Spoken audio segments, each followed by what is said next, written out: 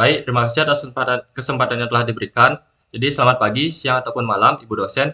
Izinkan kami dari kelompok C4 ingin mempresentasikan hasil revisian kami terhadap Audio Speech Sentiment Analysis. Sebelum itu, kami akan memperkenalkan diri terlebih dahulu. Yaitu saya, Ana Agung Kridiangga Putra Wibowo dengan 3 digit nama akhir 099. Kemudian ada Iputu Satria Dharma Wibowo dengan 3 digit nama akhir 045. Kemudian ada Iputu Andika Arsana Putra dengan 3 digit nama akhir 063. Dan Christian Valentino dengan 3 digit nama akhir 081. Kemudian selanjutnya akan dilanjutkan oleh rekan saya. Saya Christian Valentino dengan 3 digit akhir 081 akan menjelaskan mengenai domain kasus dari proyek ini. Di mana kasus yang diangkat adalah speech sentiment classification dari data audio menggunakan convolutional neural network yang bertujuan untuk membangun model klasifikasi berbasiskan CNN yang mampu menerima input berupa rekaman suara manusia, lalu melakukan ekstraksi fitur-fitur akustik menggunakan metode Mel Frequency Spectral Coefficient, lalu mengklasifikasikan sentimen dalam suara tersebut ke dalam 3 kategori utama, yaitu positif, negatif, dan juga netral. Dalam penerapannya, sistem klasifikasi sentimen berbasis audio ini memerlukan beberapa tahapan seperti preprocessing data audio, ekstraksi fitur, dan juga pelatihan model CNN. Oke, selanjutnya adalah tujuan penelitian. Di sini kami merangkum menjadi 3 poin utama. Yang pertama, membangun model machine learning yang klasifikasi sentimen audio speech yang berbasiskan convolutional neural network atau CNN yang mampu membedakan audio suara ke dalam 3 kategori sentimen, yaitu positif, negatif, dan juga netral. Yang kedua, mengevaluasi kinerja model machine learning yang menggunakan algoritma CNN baik dari segi akurasi klasifikasi maupun efisiensi proses pelatihan dan juga prediksi. Yang ketiga, menguji efektivitas dari ekstraksi fitur audio speech sebagai representasi akustik dalam proses klasifikasi sentimen. Adapun asumsi kami terhadap data yang diberikan, yang pertama, setiap audio dalam dataset sudah diberi label kelas yang benar sesuai dengan jenis sentimennya, yaitu positif, negatif, ataupun netral. Yang kedua, seluruh rekaman audio berdurasi antara 2 hingga 3 detik dan dalam kondisi bersih dari gangguan ekstrim. Yang ketiga, proses klasifikasi dilakukan pada data audio dari hasil rekaman suara, bukan merupakan input mikrofon secara real-time ataupun streaming audio. Dan yang keempat, bahasa dalam audio menggunakan bahasa Inggris dan tidak mempengaruhi hasil karena model hanya memproses karakteristik dari akustiknya. Adapun batasan masalah dalam proyek kali ini, yang pertama, penelitian hanya menggunakan rekaman audio statis yang tidak mencakup data streaming ataupun input secara real-time. Yang kedua, kategori sentimen dibatasi pada 3 kelas utama, yaitu positif, negatif, dan juga netral. Lalu yang terakhir, model klasifikasi yang digunakan hanya berbasiskan CNN tanpa membandingkan dengan metode lainnya. Nah, dataset dari proyek kali ini kami menggunakan dari website Kaggle dengan nama Audio Speech Sentiment. Adapun dari dataset tersebut terdapat 82 data audio positif untuk training, 81 data netral, dan juga 87 data audio negatif, serta 110 data testingnya. Oke, untuk selanjutnya akan dijelaskan oleh rekan saya.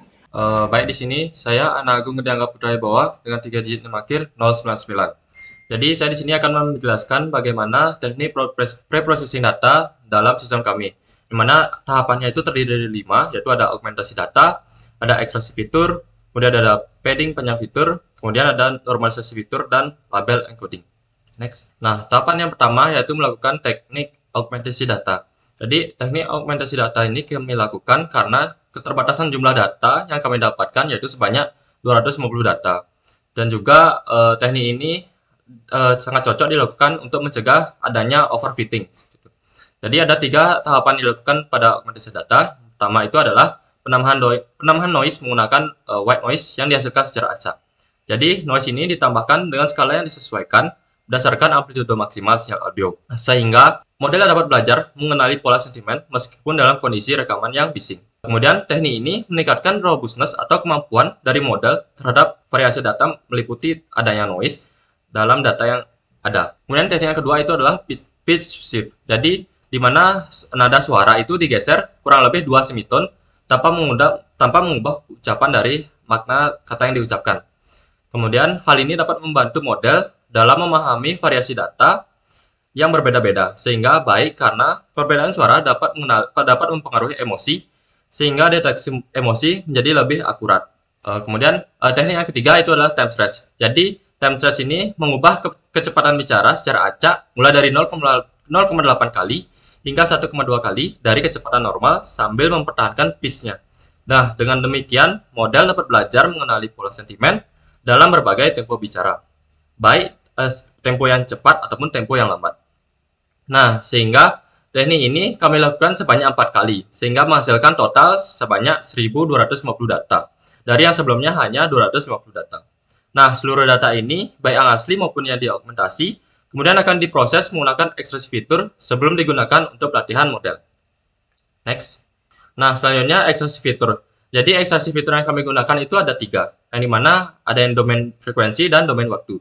Jadi, yang pertama itu adalah MFCC atau Male Frequency Spectral Coefficient, yang mana MFCC ini digunakan untuk menangkap karakteristik spektral suara manusia dan yang merupakan fitur standar dalam analisis pada audio.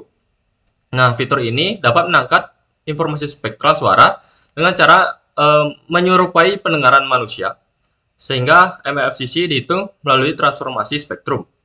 Yaitu spektrum frekuensi Male menggunakan Discrete Constant Transform atau DCT, sehingga mampu merepresentasikan karakteristik vokal dari nada yang akurat. Nah, kemudian yang kedua itu adalah Zero Crossing Rate atau ZCR, di mana ZCR ini mengukur frekuensi sinyal melalui audio yang melintasi titik nol, di mana hal ini berkaitan dengan kasar lembutnya suara. Nah, fitur ZCR ini berguna untuk membedakan suara bernada tinggi ataupun suara yang bernada rendah. Kemudian, fitur ini menunjukkan pusat distribusi spektral frekuensi dan berkaitan dengan persepsi kecerahan atau pitch dari suara. Kemudian yang terakhir itu adalah extraction fitur spectral centroid, mana spectral centroid ini membantu dalam mengidentifikasi sifat energik dari sinyal audio. Kemudian, semua fitur ini dihitung secara manual, sehingga library yang kami gunakan yaitu menggunakan library Rebosa. Next. Nah, selanjutnya padding panjang fitur. Jadi, padding panjang fitur ini dilakukan untuk membuat panjang fitur menjadi seragam. Nah, di mana hal ini diperuntukkan untuk dilakukan sebelum diinput ke dalam model. Di mana dalam sistem kami ini kami buat dari maksimum panjang padding itu sama dengan 0. Yang di mana artinya akan ditentukan oleh sistemnya langsung. Nah, di mana dalam perkondisian ini terdapat dua hal, yaitu jika lebihnya dari maksimum panjang paddingnya, itu maka akan dipotong sesuai panjangnya. Nah, jika pun kurang, itu maka akan ditambah nilai 0 pada akhirnya. Sehingga panjang dari padding panjang fiturnya itu akan menjadi seragam. Next. Nah, yang selanjutnya itu adalah normalisasi fitur. Jadi, setelah fitur diekstraksi menggunakan metode-metode yang saya sebutkan barusan, jadi seluruh nilai fitur tersebut akan digabung menjadi satu nilai vektor untuk setiap file audionya. Nah, di mana karena masing-masing fitur memiliki skala atau rentang nilai yang berbeda, maka dilakukan proses normalisasi agar tidak bias terhadap fitur tertentu, yang dimana memiliki nilai yang besar. Nah, normalisasi ini sangat penting untuk memastikan bahwa setiap fitur itu berkontribusi secara seimbang dalam proses pelatihan model. Nah, untuk melakukan normalisasi ini, kami menggunakan suatu library dari standar scaler yang diperoleh dari Escalon Preprocessing, yang bekerja secara mengubah nilai fitur agar memiliki rata-rata nilai 0 dan standar deviasi yaitu 1. Next. Jadi, label encoding ini merupakan salah satu dari preprocessing data yang digunakan untuk mengubah bentuk teks menjadi bentuk numerik. Nah, sehingga dapat lebih mempermudah dalam memproses pada modelnya. Nah, kemudian teknik ini sangat penting terutama ketika kita bekerja dalam model yang deep learning atau machine learning. Karena sebagian besar dari algoritma tidak dapat memproses data non-numerik secara langsung. Dalam proses ini, Setiap label unik dalam bentuk teks akan dikonversi jadi bilangan bulat atau integer. Sebagai contoh, positif itu sama dengan 0, netral itu sama dengan 1, dan negatif sama dengan 2. Next. Nah, selanjutnya proses pemisahan fitur dan label. Jadi, proses ini dilakukan untuk mempersiapkan ke dalam format yang digunakan oleh model. Jadi, dataset yang hasil ekstraksi dari fitur tersebut dan augmentasinya akan dipisahkan jadi dua variabel. Jadi, pada variabel X itu berisi fitur audio dalam bentuk array numerik. Kemudian, pada variabel Y itu berisi label sentimen dari ketiga sentimen, yaitu ada positif, negatif, dan netral. Sehingga, proses pemisahan antara variabel X dan variabel Y ini digunakan untuk proses training dan evaluasi model. Kemudian untuk materi selanjutnya akan dilanjutkan oleh rekan saya. Baik, saya Putu Satria Dharma Wibawa dengan 3 DJT Mahir 045 akan menjelaskan model yang digunakan pada kasus ini. Nah, model yang kami pilih adalah Convolutional Neural Network atau CNN. Jadi, Convolutional Neural Network atau CNN ini merupakan sebuah jaringan saraf tiruan yang dirancang untuk mengenali pola dan fitur lokal dari data yang memiliki struktur seperti grid. Contohnya adalah gambar atau matriks. Nah, kami memilih CNN karena kemampuannya dalam mengolah fitur-fitur dari audio seperti yang sudah dijelaskan oleh rekan saya tadi, ada MFCC, ada zero crossing rate, dan juga spectral centroid. Bisa di next. Nah, ada pun juga pipeline machine learning dari program kami. Yang pertama seperti biasa kita load atau kita kumpulkan terlebih dahulu datasetnya yang dari Kaggle tadi. Kemudian kita ekstraksi fitur terlebih dahulu data-data aslinya atau data-data yang sudah ada di datasetnya. Selanjutnya kita lakukan augmentasi data untuk menambahkan variasi dan jumlah dari datanya. Lalu kita ekstraksi fitur data-data yang sudah diaugmentasi sama menggunakan MFCC, zero crossing rate, dan juga spectral centroid.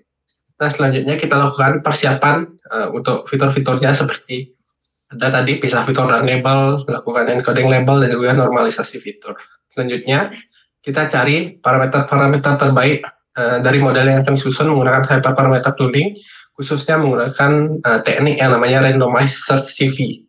Selanjutnya kita lakukan cross validation untuk mengecek akurasi dari setiap percobaan menggunakan fivefold cross validation. Jadi dilakukan sebanyak 5 kali. Selanjutnya kita lakukan training berdasarkan parameter-parameter terbaik yang ditemukan. Lalu kita lakukan evaluasi dari performa model menggunakan akurasi score, classification report, dan juga confusion matrix. Terakhir kita akan deploy model kita ke dalam sebuah web menggunakan Streamlit. Bisa di next. Nah, selanjutnya ada arsitektur model CNN yang kita gunakan di sini. Jadi ini merupakan defaultnya yang akan digunakan apabila hyperparameter tuning tidak menemukan parameter yang terbaik. Jadi yang pertama ada input layer, yaitu panjang dari vektor fitur audionya. Dengan MFCC ada 40 koefisien, zero crossing rate ada 1 koefisien, dan juga spectral centroid ada 1 koefisien. Jadi totalnya adalah 42. Selanjutnya ada convolution 1D layer untuk mendeteksi pola-pola lokal pada urutan fitur. Menggunakan parameter yaitu 64 filter dan 5 kernel size untuk yang pertama, dan juga 128 filter dan 5 kernel size untuk yang kedua. Untuk kedua convolutional 1D layer ini menggunakan activation yaitu RLU. Kemudian max pooling 1D-nya kita gunakan untuk mereduksi dimensi dan menekankan fitur yang dominan. Jumlahnya adalah 20 size. Kemudian untuk dropout layernya kita gunakan untuk menghindari overfitting dengan menonaktifkan sebagian neuron pada saat training. Jadi untuk layer-layer awal kita gunakan dropout-nya sebesar 30%, dan untuk dense layer kita gunakan sebesar 40%. Nah, terakhir ada dense layer. Kita gabungkan fitur-fitur menjadi representasi akhir, yang dimana kita gunakan dense unit 128 menggunakan RLU dan juga softmax. Dan yang model CNN juga dikompil menggunakan optimizer Adam, learning rate-nya 0,01 serta menggunakan loss function sparse categorical cross entropy. Bisa di next. Ya, selanjutnya ada hyperparameter tuning. Seperti yang sudah dijelaskan tadi, kita menggunakan teknik randomized search CV. Nah, adapun parameter tuning yang dicari, yang pertama ada convolutional 1D yang pertama.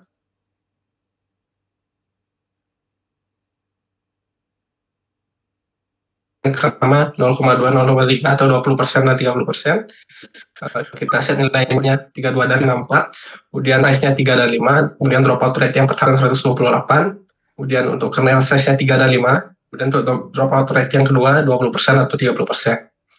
Kemudian model dense unit atau dense unit yang akan digunakan pada dense layer kita set yang kita cari 64 dan 128, kemudian dropout rate-nya 30% dan 40%, kemudian learning rate-nya 0,001 dan 0,0005. Nah, untuk keseluruhan model, kita atur juga batch size-nya antara 32 atau 64, dan nilai epoch-nya 50 atau 75. Bisa di next. Dan selanjutnya kita akan melakukan cross-validation menggunakan 5-fold cross-validation. Jadi, kita lakukan selama 5 tahapan, 5 lipatan. Nah, jadi prosesnya, yang pertama kita bagi data menjadi 5 fold, lalu selanjutnya model dilatih di 4 fold sebanyak 80% dan diuji di 1 fold sebanyak 20%. Seperti namanya 5-fold cross-validation, proses ini diulang 5 kali dengan fold yang berbeda-beda. Nanti nilai akurasi rata-ratanya akan dihitung pada saat fold yang kelima. Nah, kemudian nilai akurasi tersebut akan disimpan sebagai skor untuk kombinasi pada hyperparameter tuning nanti. Nah, setelah semua kombinasi dicoba, randomizer CV nanti akan memilih model berdasarkan rata-rata akurasi yang tertinggi. Nah, mungkin sekian dari saya. Untuk selanjutnya akan dijelaskan oleh rekan saya. Oke, baik. Perkenalkan, nama saya Iputu Andika Arsena Putra dengan 3 digit NIM akhir 063. Di sini saya akan menjelaskan metode evaluasi model yang kami gunakan untuk mengevaluasi model mesin learning yang telah kami bangun. Yaitu yang pertama itu adalah terdapat classification report, yang dimana evaluasi model dengan menggunakan classification report ini akan menghitung nilai precision, recall, advanced score, dan juga support untuk memberikan gambaran lebih lengkap mengenai performa model. Selain itu digunakan juga metrik macro average dan weight average untuk mendapatkan gambaran yang lebih detail untuk setiap kelasnya. Di mana di sini saya sudah tampilkan hasil evaluasi model menggunakan classification report, yang di mana di sini terdapat nilai akurasi dari model secara keseluruhan itu adalah 95%. Dan di sini juga terdapat nilai dari precision, recall, dan F1 score serta support dari masing-masing kelas. Seperti kelas positif itu nilai precisionnya 91%, recallnya 95%, F1 score 93%, dan juga supportnya itu adalah 87%. Dan juga di sini ada kelas netral sebagai kelas dengan nilai classification report tertinggi. Itu terdapat nilai precisionnya adalah sempurna yaitu 100%, recallnya 99%, F1 score-nya adalah 99%, dan juga supportnya itu atau jumlah datanya itu adalah 81. Dan kelas yang terakhir itu adalah kelas negatif, yang dimana nilai precisionnya itu adalah 95%, recallnya 91%, F1 score-nya itu adalah 93%, dan juga total data dari kelas negatif ini adalah sebanyak 82 data audio negatif. Dan di sini dapat kita lihat juga untuk metrik macro average dan weight average-nya itu sama, yaitu 95%. Oke, mungkin bisa di next. Oke, untuk metode evaluasi model berikutnya itu adalah kami menggunakan grafik akurasi dan juga grafik loss, yang merupakan sebuah grafik untuk menampilkan akurasi seberapa sering prediksi model sesuai dengan label sebenarnya atau akurasinya selama proses training dan juga testing. Dan menampilkan juga ukuran grafik loss, yaitu adalah untuk mengukur seberapa buruk prediksi model dalam membuat kesalahan dibandingkan dengan nilai sebenarnya selama proses training dan juga proses testing. Yang mana di sini kami juga sudah menampilkan gambar dari grafik akurasi dan juga grafik loss-nya. Yang dimana pada gambar sebelah kiri itu adalah grafik akurasi yang menggambarkan peningkatan akurasi dari model secara signifikan seiring bertambahnya jumlah epoch. Yang dimana untuk garis biru itu adalah pada data training, dan juga garis oranye atau jingga itu adalah untuk data testing atau validasi. Yang dimana akurasi pada data validasi ini sedikit konsisten berada di atas ataupun mendekati akurasi data training, yang menunjukkan bahwa model tidak mengalami overfitting dan mampu mengenali pola dari data yang belum pernah dilihat sebelumnya. Hal ini menjadi indikasi bahwa model memiliki kemampuan generalisasi yang sudah cukup baik. Sementara yang di sebelah kanan itu adalah grafik loss yang menunjukkan penurunan kesalahan prediksi dari model machine learning CNN yang telah kami latih. Oke, mungkin bisa di next. Oke, untuk selanjutnya itu adalah metode evaluasi model menggunakan confusion matrix, yang dimana confusion matrix ini adalah sebuah tabel yang digunakan untuk menggambarkan kinerja model klasifikasi dengan membandingkan hasil prediksi dari model dengan label kelas yang sebenarnya. Sebenarnya di sini sudah kami tampilkan juga hasil dari confusion matrix evaluasi model kami, yaitu dimana pada sumbu Y itu adalah label kelas sebenarnya dari data audio, dan untuk garis sumbu X itu adalah label prediksi dari model machine learning. Yang dimana dari confusion matrix ini model dapat memprediksi 83 data audio positif dengan benar, dan terdapat kesalahan klasifikasi untuk data audio itu sebanyak 4 data menjadi data negatif. Untuk data netral untuk data netral, model dapat mengklasifikasikan 80 data dengan benar dan hanya 1 data yang salah klasifikasi menjadi kelas positif. Dan untuk kelas yang terakhir itu adalah kelas negatif, di mana model dapat memprediksi 75 data audio negatif dengan benar, dan terdapat 7 kesalahan klasifikasi audio data negatif menjadi audio data positif oleh model. Ini bisa di next. Oke, untuk selanjutnya adalah kode program dan deployment model yang akan dijelaskan kembali oleh rekan saya. Baik, saya Ana Agung Ngediangga Prawibowo dengan 3 digit NIM akhir 099 akan menjelaskan code bagian ekstraksi fitur. Jadi di sini kita menggunakan beberapa library yang kami gunakan untuk ekstraksi fitur ini. Yang pertama itu adalah Librosa. Librosa ini merupakan library untuk ekstraksi fiturnya. Kemudian yang kedua ada NumPy. NumPy ini untuk operasi numeriknya, dan Pandas untuk memanipulasi data. Dan beberapa library lain digunakan pada fungsi lainnya. Nah, kali ini akan berfokus pada ekstraksi fiturnya. Jadi, dalam fungsi ekstraksi fiturnya itu ada beberapa atribut seperti audio pad, NFCC atau panjang NFCC-nya itu sepanjang 40, dan maksimum padding length itu sama dengan none.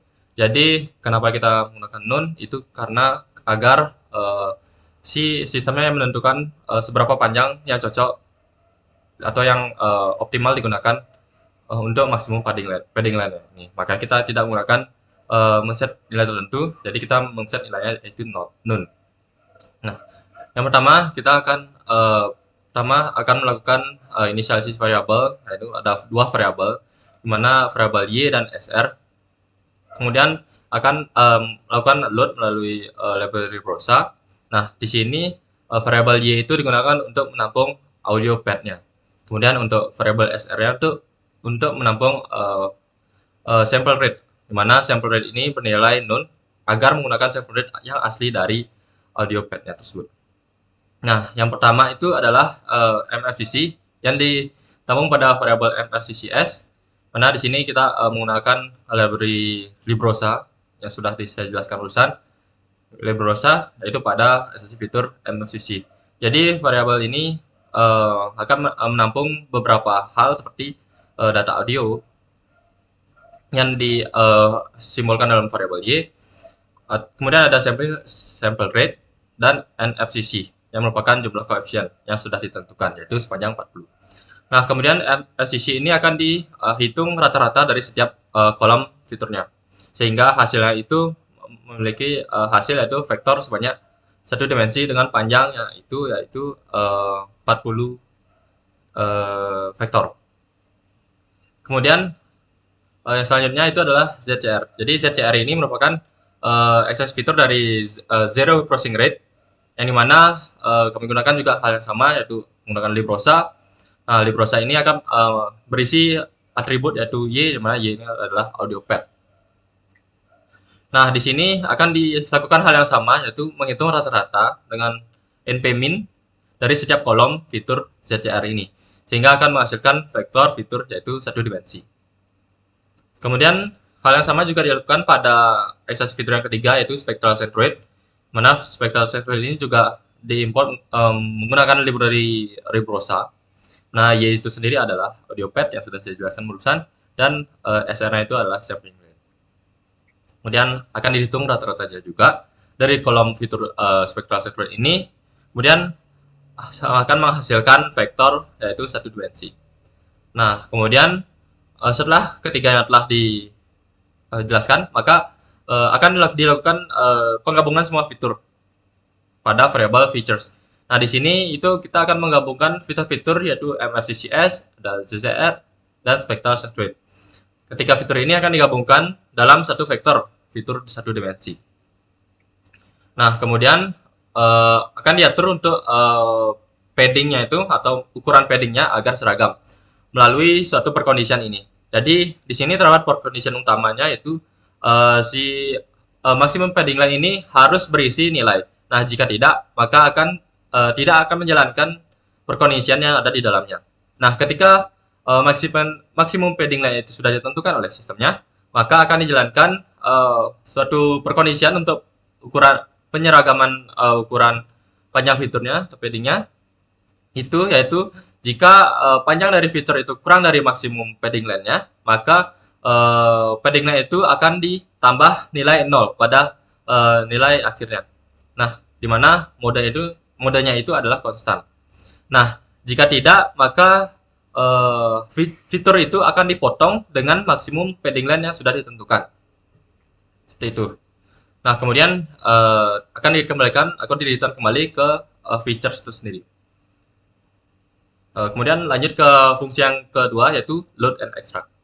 Jadi load and extract ini digunakan untuk mengload atau seperti mengimport dari local storage yang ada di directory seperti itu. Dimana di sini ada variabel yang menampung variabel kosong yaitu variabel data yang berisi array kosong untuk menampung nantinya dataset yang telah di load. Kemudian akan dilakukan looping. Nah, looping ini untuk dilakukan pada setiap label yang ada. Jadi label yang ada itu kan ada 3. Itu ada positif, neutral, dan negatif. Jadi akan di looping sebanyak 3 tersebut pada di local storage-nya. Kemudian variable path itu berfungsi untuk menggabungkan atau melakukan join pada directory basedir dengan label untuk mendapatkan path dari directory tersebut. Nah, kemudian jika terdapat perkondisian, jika tidak ada OS path-nya atau jika di directory tersebut tidak ada, maka akan mengeluarkan satu warning. Nah, jika tidak ada warning, maka akan continue. Nah, selanjutnya akan dilakukan looping. Nah, looping ini akan melakukan looping untuk file name-nya dari directory-nya, dari filenya. Maka akan terdapat perkondisian kembali dalam looping ini. Nah, perkondisian ini dilakukan untuk semua file yang berformat .wav. Makanya dilakukan perkondisian jika file name-nya itu adalah berformat .wav, maka akan dilanjutkan tahapan yang selanjutnya yaitu menggabungkan atau melakukan join pada path directory dengan file untuk mendapatkan path yang lengkap. Seperti itu. Nah, kemudian selanjutnya pada feature tersebut akan dilakukan ekstraksi fitur dari yang sudah dijelaskan sebelumnya. Nah, ekstraksi fitur ini untuk mengekstrak fitur-fitur dari file audio yang sudah di-load. Terdapat perkondisian kembali, yaitu ada suatu if, atau if ini yaitu jika suatu feature itu tidak known atau tidak sama dengan kosong, maka data tersebut akan ditambah. Di luar dari looping ini akan dilanjutkan pada variabel df ini sendiri. Jadi df ini sendiri akan melakukan proses pembuatan data frame yang telah dikumpulkan menggunakan data frame yang telah dibentuk sebelumnya. Nah, data ini berisi kolom file path, sentiment, dan features. Jadi istilahnya data frame ini seperti suatu tabel yang menyimpan beberapa hal seperti kolom file path, sentiment, dan features. Kemudian dari tabel tersebut atau dari data frame tersebut akan dilakukan proses drop atau penghapusan baris yang tidak memiliki nilai atau NaN, not a number, seperti itu. Nah, jika sudah bersih data-datanya, maka akan di-return kembali ke variabel data frame tersebut. Sekian dari saya, akan dilanjutkan oleh rekan saya. Baik, saya Christian Valentino dengan 3 digit Nemaker 081 akan menjelaskan bagian dari fungsi augmentasi data. Nah, di awal ini kita akan membuat fungsi augment audio. Itu kita akan melakukan membuat proses-proses augmentasinya. Dimulai dari kita akan membaca file audionya menggunakan librosa.load. Lalu kita akan membuat sebuah variabel bernama augmented with info untuk menyimpan hasil augmentasinya. Nah, di sini kita akan melakukan beberapa proses augmentasi. Yang pertama itu kita menambahkan noise pada data audionya dengan menambahkan noise sebesar 0,05 kali dari data audio bawaannya. Lalu dia akan ditambahkan ke data audio yang awalnya itu dengan hasil dari noise-nya. Dan dari data augmentasinya akan digabung ke augmented with info. Selanjutnya kita ada proses augmentasi dengan menaikkan dan juga menurunkan semitone. Di sini kita pitch down ini kita menurunkan semitone sebesar -2 dari semitone aslinya. Data augmentasinya disimpan dalam variabel augmented with info. Selanjutnya kita menaikkan juga semitone sebesar 2 dari data aslinya yang akan digabungkan juga di augmented with info. Lalu yang terakhir kita melakukan time stretching, yaitu kita memperlambat ataupun mempercepat durasi dari data audio tersebut sebesar 0,8 sampai 1,2 kali dari kecepatan sebenarnya. Nah, semua hasil augmentasinya akan di-return ke variabel augmented with info. Oke, turun dikit.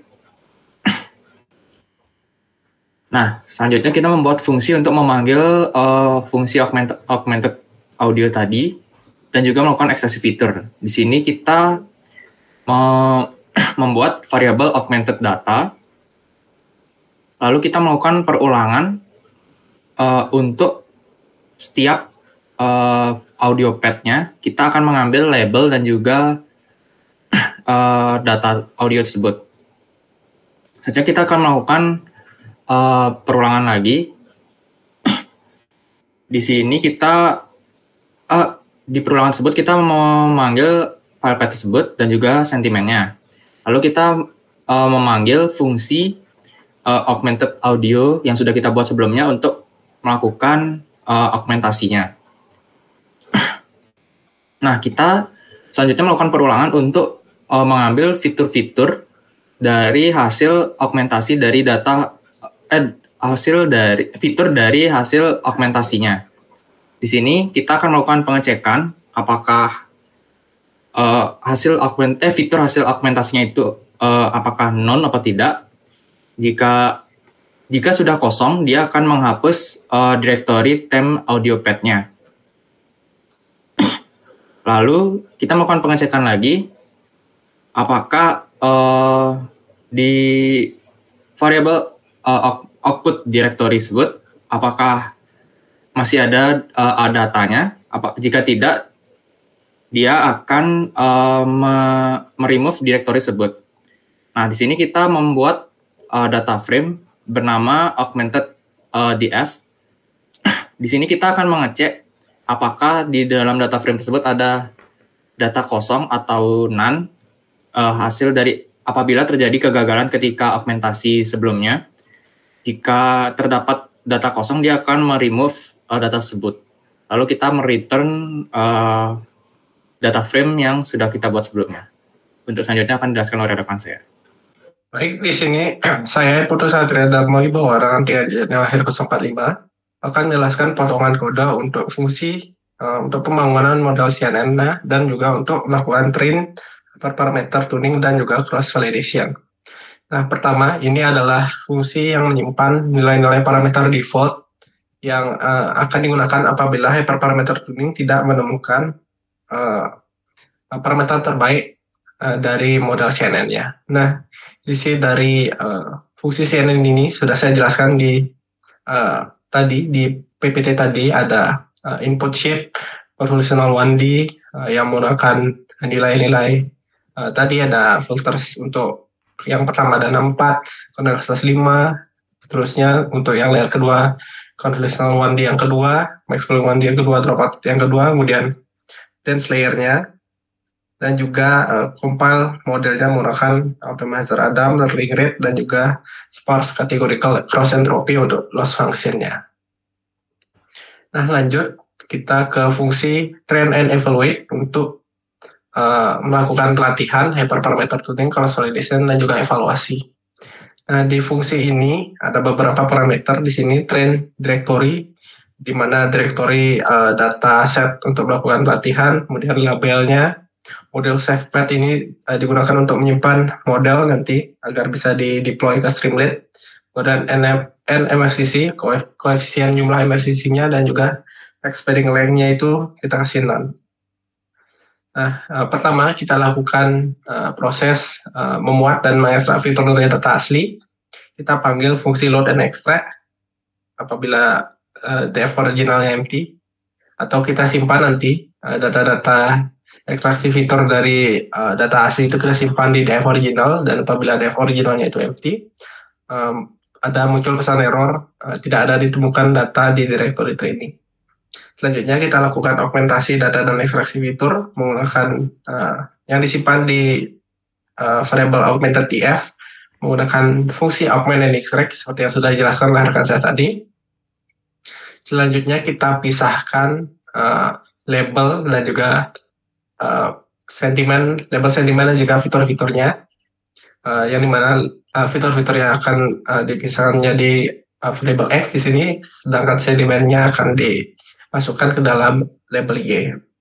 Selanjutnya kita lakukan label encoding atau mengubah label-labelnya ke angka numerik menggunakan label encoder di sini. Lalu kita cetak nanti berapa sih jumlah kelas sentimennya dan label-label itu ada apa aja. Selanjutnya kita lakukan normalisasi fitur supaya tidak bias modelnya terhadap satu fitur tertentu menggunakan standar scaler.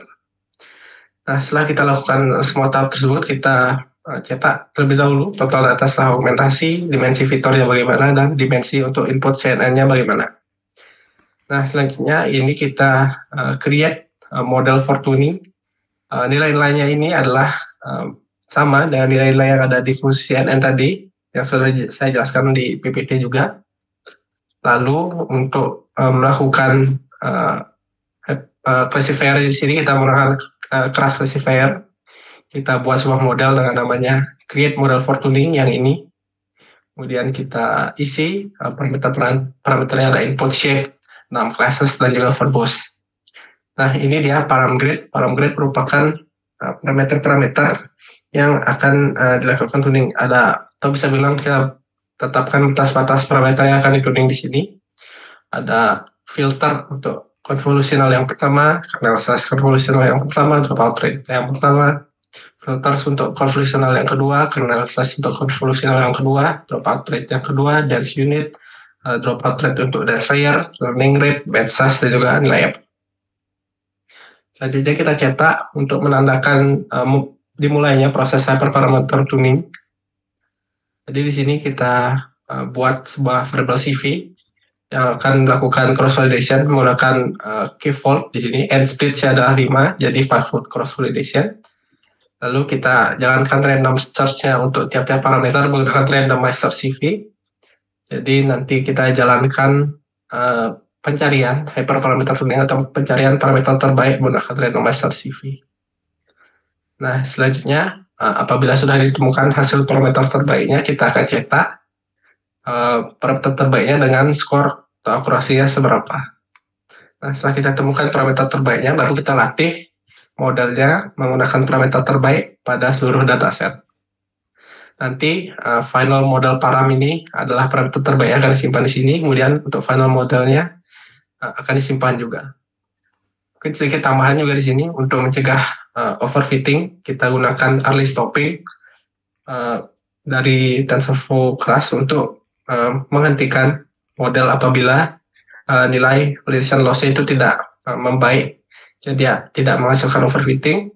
Kemudian ada reduced learning rate untuk menurunkan learning rate-nya apabila learning rate-nya itu stagnan seiring berjalannya pelatihan pada epoch.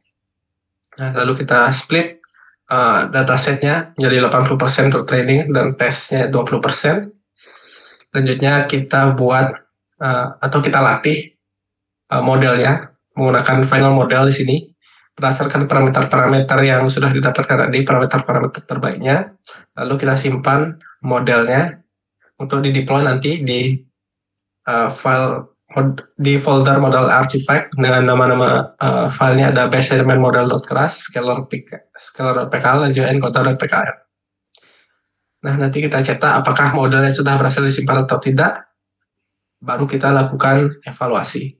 Nah, evaluasinya seperti sudah dijelaskan di PPT tadi, kita gunakan loss validasi dan juga akurasi validasi. Kita buat plot untuk menampilkan grafik terhadap training akurasi, validation akurasi, dan juga training loss dan validation loss-nya. Kemudian kita juga tampilkan classification report-nya dan juga confusion matrix-nya. Baik, mungkin selanjutnya ada kode main untuk mengeksekusi seluruh kodenya. Di sini kita isi training directory-nya, di mana dataset untuk training disimpan, label-labelnya ada apa aja, ada positif, netral, dan negatif. Lalu kita buat temporary data frame di sini yang memanggil fungsi load and extract untuk mengekstraksi seluruh fiturnya. Lalu kita cari max padding length-nya di sini, max pad length. Nah, jadi nanti sistem akan menghitung 95% dari panjang fitur untuk menentukan berapa sih maksimum padding yang optimal.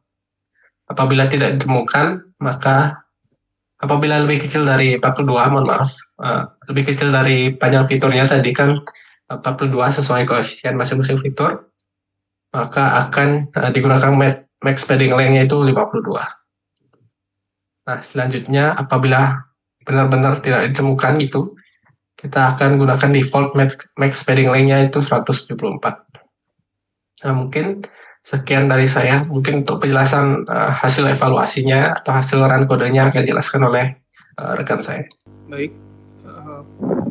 Baik, perkenalkan nama saya Iputu Andika Arsena Putra dengan 3 digit NIM akhir 063. Baik, di sini saya akan menjelaskan sekilas tentang hasil dari proses training dan hasil evaluasi modelnya tadi, yang dimana di sini hasil dari max pad length-nya itu adalah yang optimal untuk sistem ini adalah 42 vektor fitur. Dan di sini juga telah terdapat jumlah kelas sentimen yang dapat di-load itu ada 3, yaitu negatif, netral, dan positif. Dan untuk total data yang dapat di-load setelah augmentasi itu ada 1250 file audio dengan dimensi fitur scalingnya itu ada 1250 dan panjang fiturnya itu ada 42. Itu juga dengan dimensi input CNN-nya itu adalah panjang fiturnya 42 dan 1. Oke, mungkin di sini setelah dilakukan hyperparameter tuning dengan randomizer search CV dan cross validation. Di sini terdapat hasil dari hyper tuning parameter terbaiknya itu adalah dengan base score 95%. Dengan base parameter itu ada model learning rate-nya itu 0,001, model kernel size conv2-nya itu ada 5, untuk conv1-nya itu ada 3, dan model filters conv2-nya itu 128, sedangkan conv1-nya itu ada 32. Untuk dropout rate dense-nya itu ada 0,4, dan di sini terdapat juga dropout rate 2-nya itu 0,3 dan dropout rate 1-nya itu adalah 0,2. Selain itu juga terdapat dense units-nya itu sebanyak 64 dengan epoch 50 dan batch size-nya itu 64. Dan di sini itu adalah proses dalam melatih model untuk mencari parameter terbaiknya. Bisa di scroll aja. Lanjut ke evaluasi model akhir pada data validasi, yang dimana loss validation pada evaluasi modelnya itu sebesar 0,001 12 dan juga akurasi validasinya itu ada sebesar 0,95 atau 95% untuk akurasi modelnya. Dan ini adalah gambar dari evaluasi model dari train and validation akurasi dan juga grafik dari train and validation loss yang sudah saya jelaskan di PPT tadi. Bisa di scroll. Dan ini juga classification report dan juga confusion matrix yang sudah saya jelaskan di PPT sebelumnya. Oke, mungkin lanjut ke model artifact and load. Penjelasan selanjutnya ini adalah dari file untuk meload dan mengambil data-data dari folder artifact, yang dimana di folder model artifact ini terdapat beberapa file yang dapat digunakan oleh model, yang dimana kita membuat model artifact ini adalah untuk kita tidak mengulang melakukan training model apabila kita ingin menggunakan model untuk melakukan klasifikasi sentimen audio analisis ini. Seperti biasa, yang pertama itu adalah import library, di mana itu NumPy untuk perhitungan numerik. Import OS ini adalah untuk mengambil direktori path di folder lokal.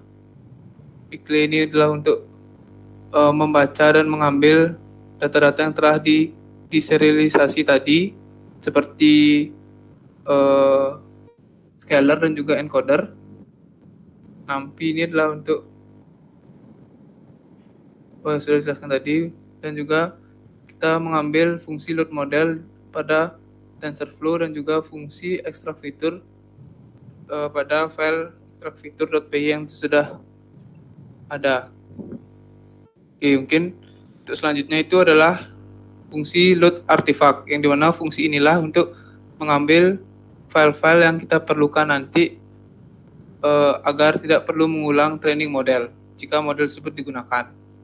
Yang dimana load artifact ini terdapat parameter model path sama dengan model artifact, yang dimana model path ini adalah nama dari foldernya. Lalu kita akan mencoba mengambil data-data di dalam folder model artifact tersebut. Yang dimana yang pertama kita ambil adalah file modelnya, dengan kita meload model dengan OS path join ini adalah untuk menggabungkan path dari folder dengan path dari filenya, yaitu adalah file dari base sentiment model.crash. Setelah itu akan disimpan di variable model. Untuk selanjutnya kita akan mencoba membaca dan mengambil file dari scaler dan juga encoder.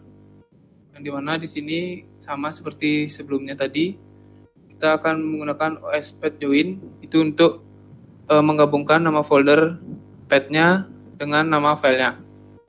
Yang dimana kita akan membuka folder PKL tersebut dengan mode RB atau read binary, karena file PKL ini adalah hasil dari proses serialisasi menggunakan modul Pickle yang menyimpan objek Python dalam format biner, bukan teks biasa.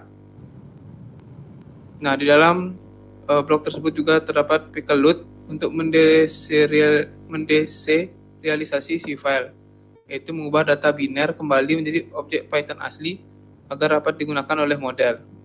Dan hasil pembacaan tersebut akan disimpan ke masing-masing variabel. Misalnya di sini contohnya scaler di sini untuk menyimpan file scaler.pkl, dan juga encoder ini untuk menyimpan file encoder, yang dimana file scaler itu berisi fungsi untuk melakukan normalisasi fitur, sedangkan file encoder ini berisi untuk mengubah label kelas dari teks menjadi bilangan numerik, begitu pula sebaliknya. Dan setelah kita membaca itu, kita akan mengembalikan hasil dari pembacaan tersebut untuk digunakan di dalam model, seperti hasil dari file model, scaler, dan encodernya.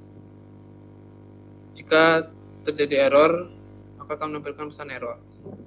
Oke, untuk selanjutnya itu adalah melakukan fungsi prediksi satu file audio, di mana fungsi predik ini terdapat beberapa parameter, yaitu adalah audio file path yang ingin diprediksi, model, scaler, dan juga encodernya. Langkah pertama itu kita akan melakukan ekstraksi fitur yang sudah dijelaskan oleh teman saya tadi dan disimpan di dalam variabel features. Di sini juga terdapat pengkondisian jika fiturnya itu tidak ada, maka akan menampilkan pesan error. Oke, untuk selanjutnya itu adalah melakukan normalisasi fitur. Hal ini dikarenakan hasil dari ekstraksi fitur itu hanya terdapat satu dimensi saja, sehingga untuk melakukan normalisasi fitur diperlukan fitur yang berbentuk dua dimensi. Maka dari itu kita menggunakan fitur reshape ini untuk mengubah vektor fitur yang dari satu dimensi itu menjadi dua dimensi dengan menambahkan satu pada baris pertama. Maksud saya pada kolom pertamanya.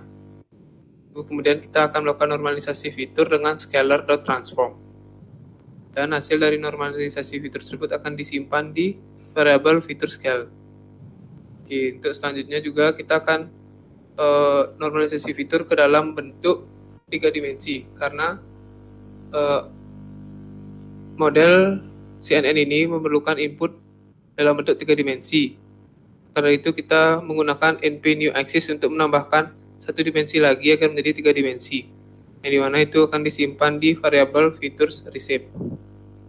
Oke, untuk selanjutnya di sini adalah fungsi untuk prediknya, yang dimana model.predict ini akan memprediksi kelas mana yang paling sesuai dengan fitur-fitur pada audio file path yang tadi telah dimasukkan atau audio filenya, dimana model.predict ini akan mengembalikan hasil probabilitas dari masing-masing kelas. Contohnya saja kelas negatif itu 0,2, netral itu nilai 0,6 dan 0,2 untuk positif, yang dimana array yang menyimpan nilai probabilitas tersebut akan disimpan di variabel prediction probes. Untuk selanjutnya itu adalah kita mencari nilai probabilitas tertinggi dari kelas tersebut dengan menggunakan NP argmax, yang kemudian nilai tertinggi atau indeks tertinggi dari kelas tersebut akan disimpan di variabel predict class index. Oke, untuk selanjutnya itu adalah kita mengubah nilai kelas indeks tadi yang paling tinggi menjadi bentuk teks kembali untuk label kelasnya. Itu menggunakan encoder inverse transform dan disimpan di variabel predict sentiment.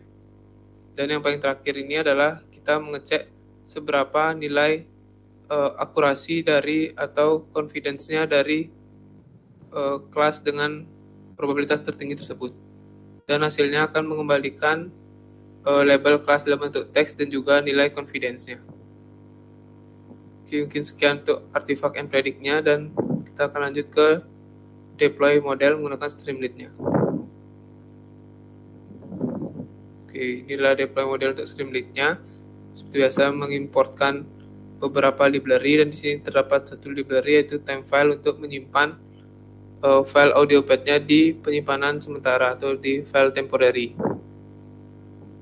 Oke, di sini juga kita mengambil fungsi load artifact dan predict dari file yang sudah saya jelaskan tadi. Dan di sini kita langkah awalnya itu memanggil fungsi dari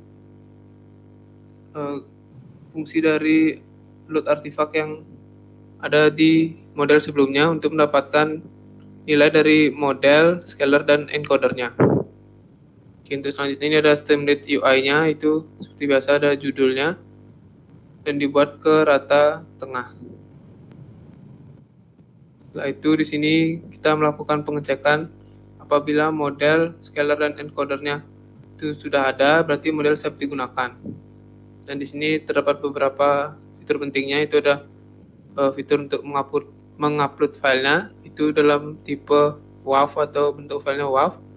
Di sini juga terdapat drop down untuk memilih label dari audio aslinya, itu ada positif, netral, dan negatif, dan juga ada tombol untuk memprediksi sentimen, itu ada predict button.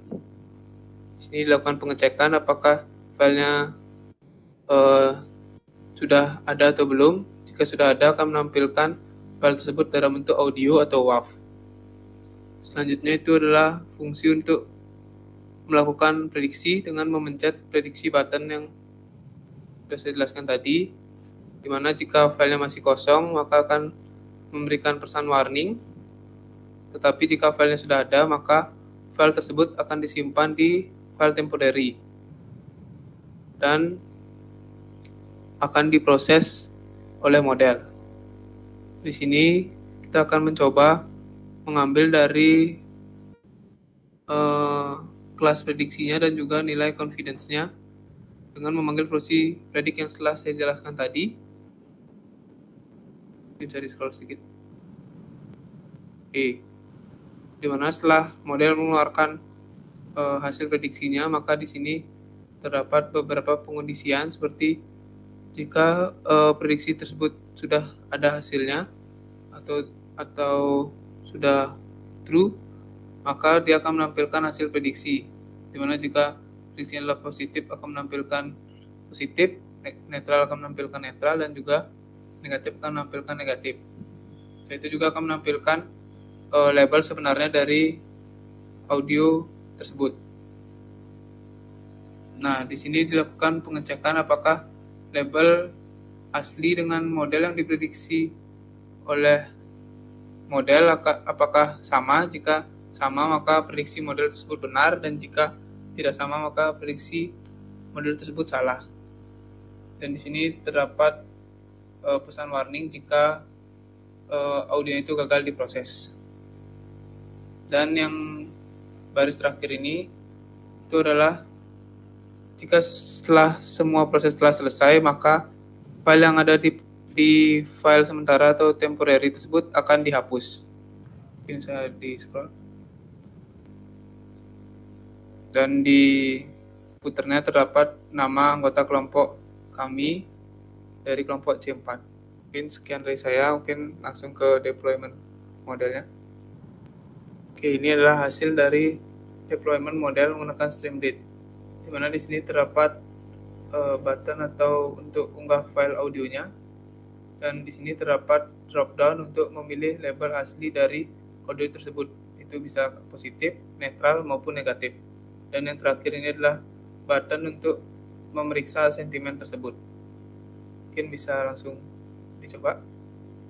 Kita mengunggah satu file audio untuk mengecek prediksi dari model apakah telah sesuai dengan label aslinya atau belum.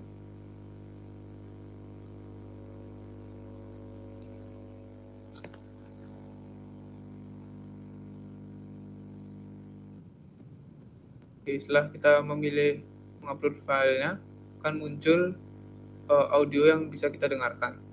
Dan setelah itu kita dapat memilih label asli dari audio tersebut. Itu bisa positif, negatif, ataupun netral, yang dimana pada percobaan kali ini itu adalah label aslinya itu adalah positif. Mungkin bisa langsung ditekan prediksi sentimen.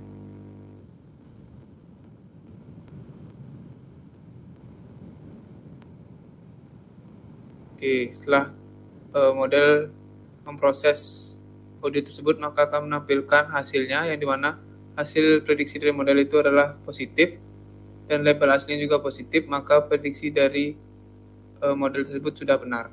Mungkin sekian dari saya dan juga teman-teman saya untuk revisi dari tugas 2 ini. Oke, mungkin sekian presentasi dari kelompok C4. Mohon maaf jika ada salah kata dari kelompok kami tutup dengan Pramusanti.